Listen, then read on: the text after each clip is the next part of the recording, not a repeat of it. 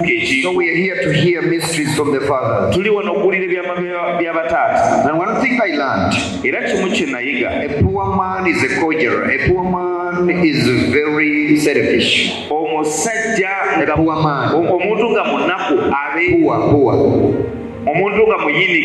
Poor.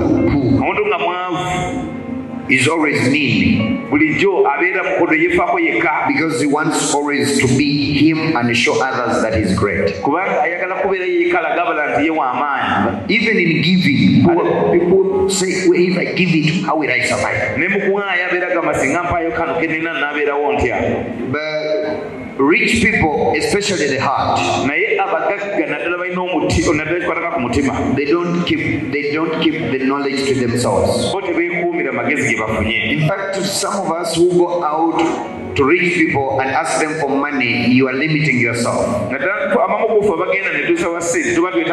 rich man, come on. No, you go and beg from the rich man. Come on.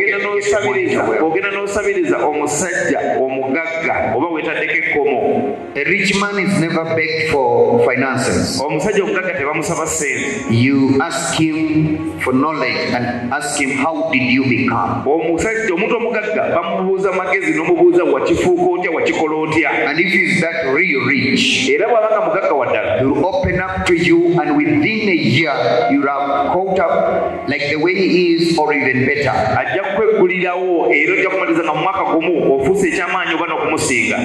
So we are going to learn more. Yes, God can help, but there are also techniques and logics that you need always to observe as you apply for the visa, and that one can cause you to be denied 20 times if you don't correct it rightly.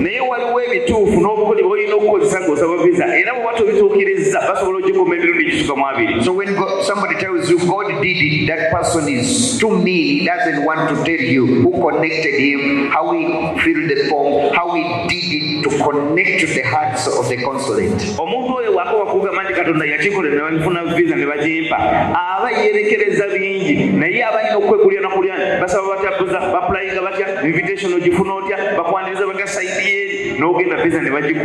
So somebody who does not open up to give you the secrets is not your friend.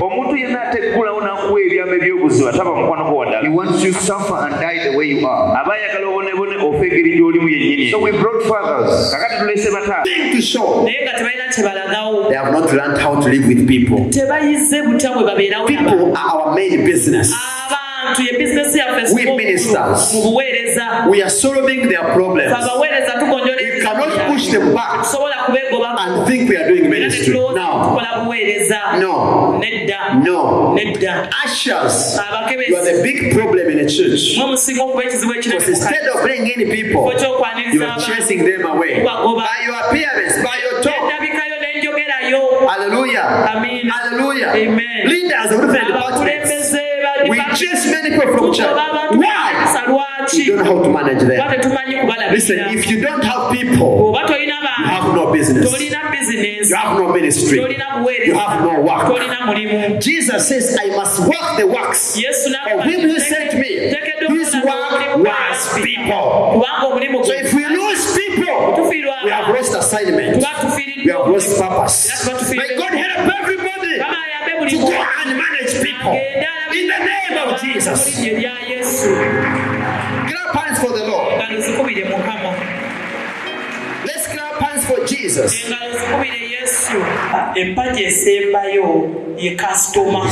So these are people who benefit from your package.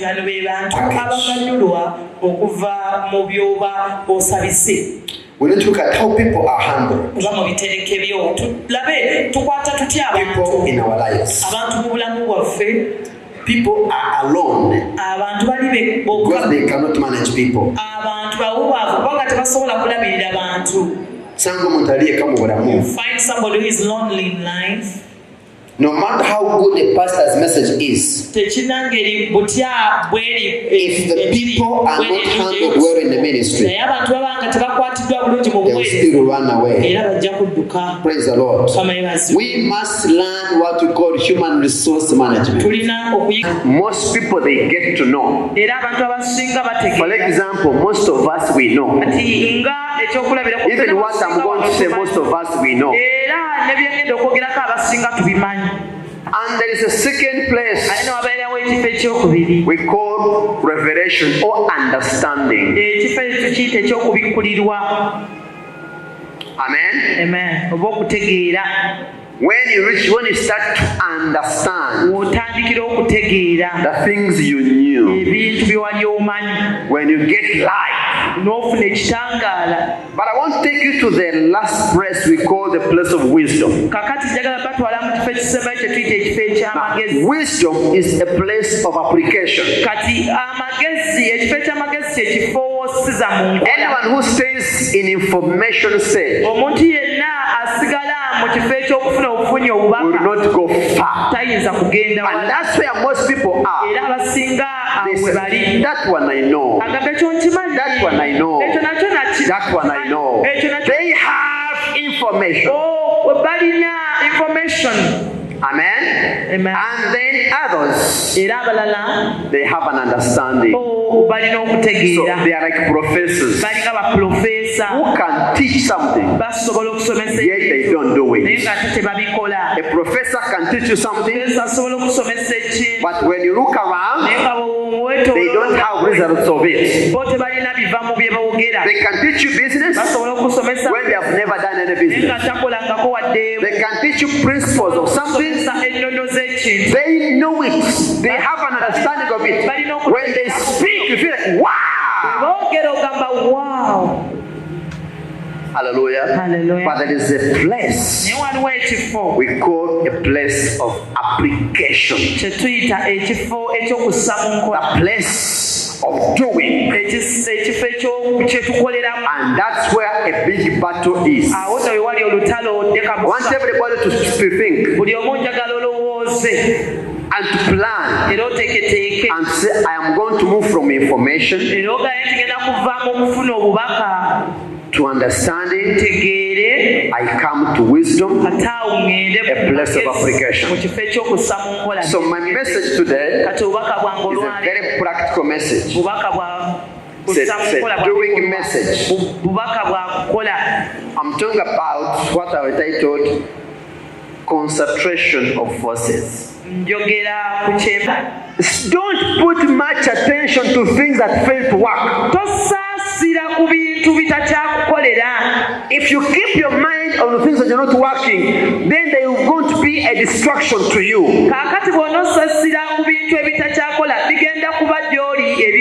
me put it this way. Stop activities that are taking much of your energy with little output.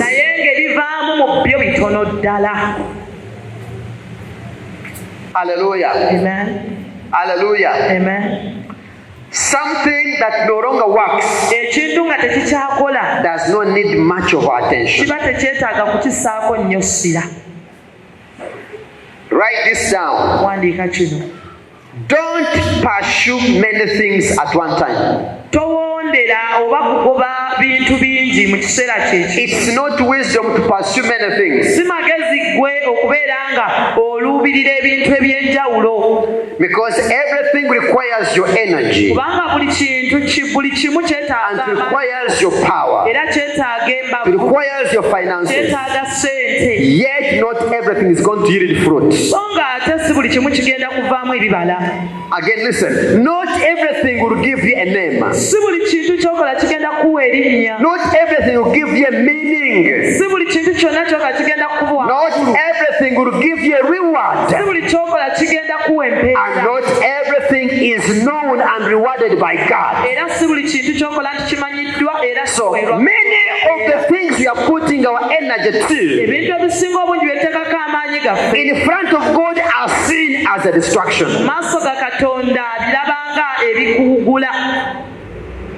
Praise the Lord. Amen. Amen. Stay in places that can allow you achieve. Go with people that can allow you achieve. Because not everybody can make you achieve. And not in every place you will achieve.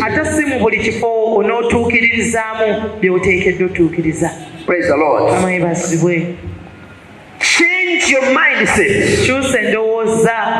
Because the size of your world is equivalent to the size of your mind. If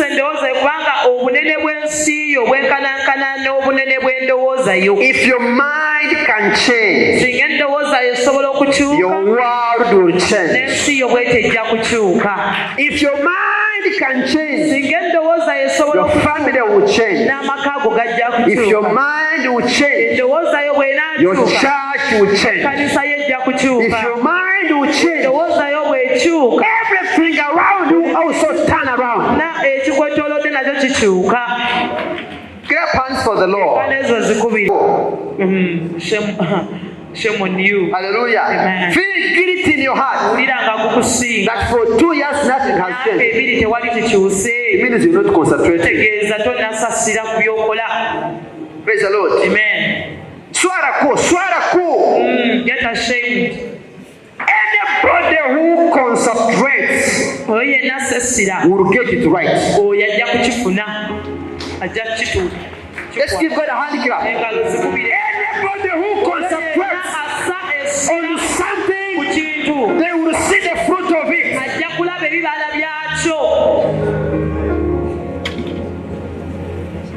Hallelujah. Hallelujah. Content. The quality of what you give out. You see, when we find that our products are fake, it means we are not concentrating on it. Tell your neighbor content.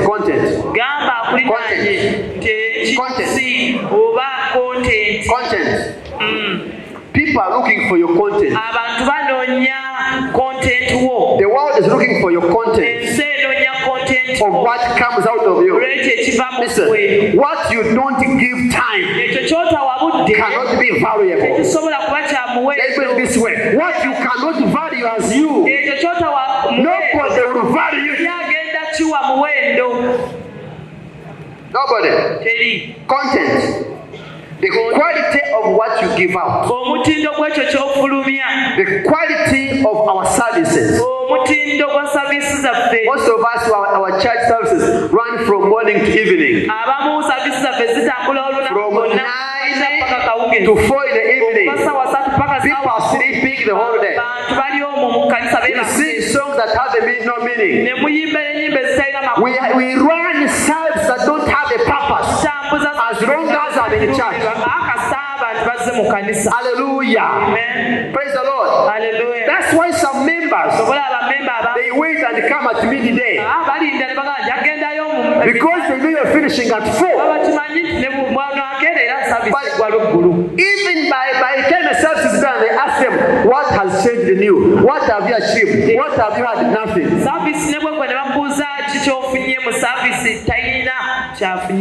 Hallelujah. Hallelujah. Some of us, we don't take time to prepare our sermons. We say the Holy whatever you're selling. You're feeding mother and all your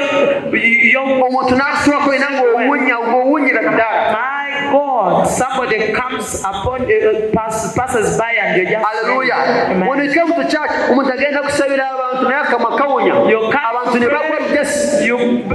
you come to pray for because of the mouth down. We think it is anointing, yet it is the mouth, the odor that is making them fall down. Praise the Lord. Amen. Ask yourself, what is the quality of the services I hold? Am I serving for the people? Every program program we design must aim at solving people's problems. Let me bring it this way. Every content must aim at solving people's problems. And you cannot solve problems if you don't concentrate.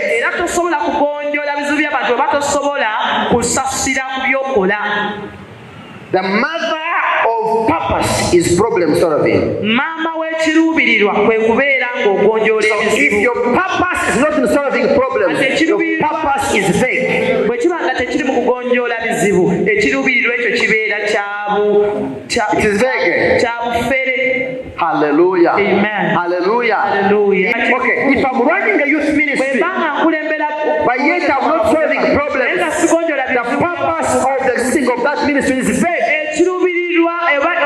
That's why I told you, don't just do things far. Let us look at programs, ministries, activities that are solving problems of mankind in the name of Jesus. Let's clap hands for the Lord. Grab hands for the Lord. Listen, I want to speak this apostolically. Stop doing what you saw others doing. But because you are running church for 5 hours, I'll do that. No! Listen, there are activities that cannot work here in Kampala, but can work in a village.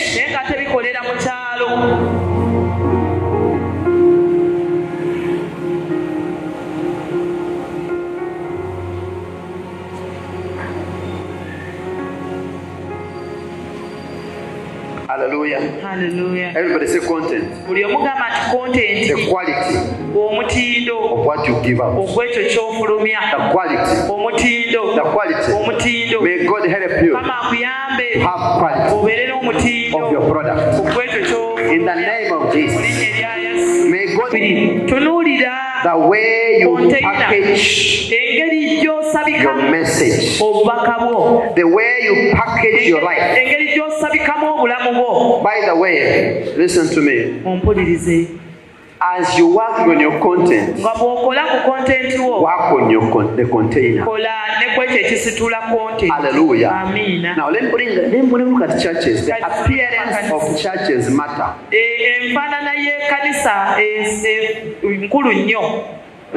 Matter. Amen. The appearance matter. It's not about money, but the appearance matter. When you get to churches, you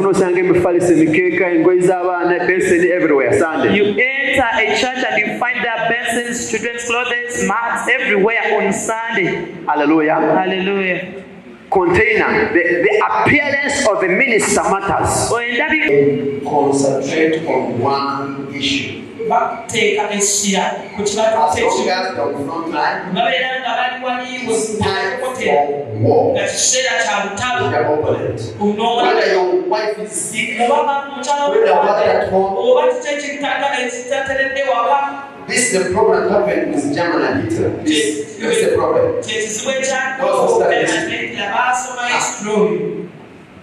This is how they want Hitler. It's like a war. Hitler